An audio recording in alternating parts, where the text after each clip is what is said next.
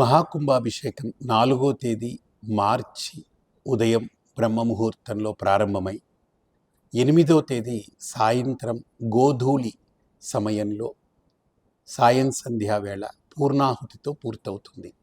ఈ 5 రోజుల పాటు విశేషమైన కార్యక్రమాలు మహాకుంభాభిషేకంలో జరగబోతుంది.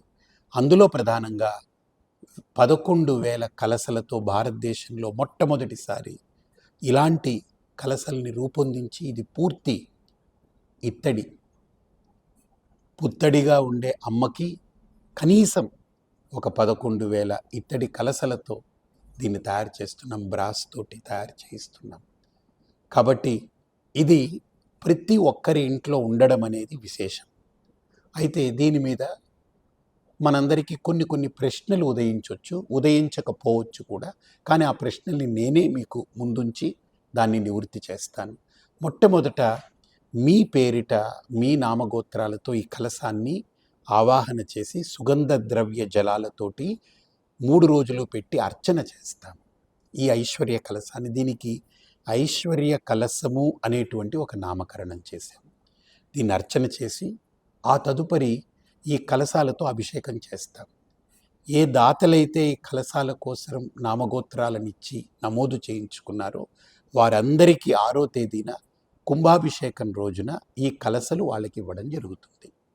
కొంతమంది మా ఇంట్లో మా పిల్లలు ఉంటారండి, వాళ్ళు అమెరికాలో ఉంటారు, లేదా బాంబేలో ఉంటారు, మా అమ్మాయి ఉంటుంది, మా అబ్బాయి ఉంటారు, కోడలు ఉంటారు, మాకొక్క కలశ అయితే ఎలాగానంటే దానికి కూడా మేము ఆలోచించాము.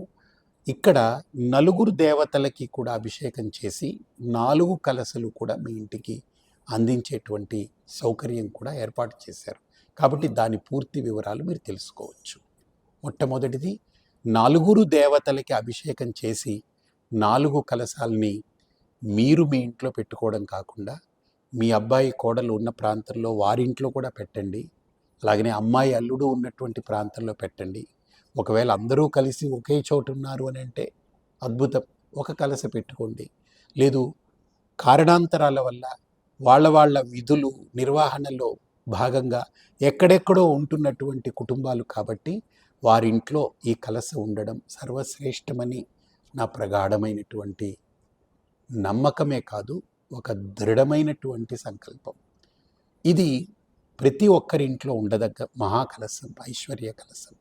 ఇది నేను శ్రద్ధతో, భక్తితో, డబ్బుకి వెనకడుగేయకుండా, ఇది మీరిచ్చిన ద్రవ్యం మళ్ళీ మీ ఇంటికే కలశ రూపంలో వచ్చేలాగా అంత ఖర్చు పెట్టి తయారు చేయించింది. ఎందుకంటే నేను డబ్బు దాచి చేయాల్సిన పనేమి లేదు, ఒక సన్యాసిగా ఖర్చు పెట్టడమే. కాబట్టి ఈ ప్రతి కలశని మీరు అమ్మవారి దగ్గర నుంచి వచ్చే ఒక మహాప్రసాదంగా స్వీకరించి మీ గృహంలో ఈ కలశని మీరు ఉంచుకోండి.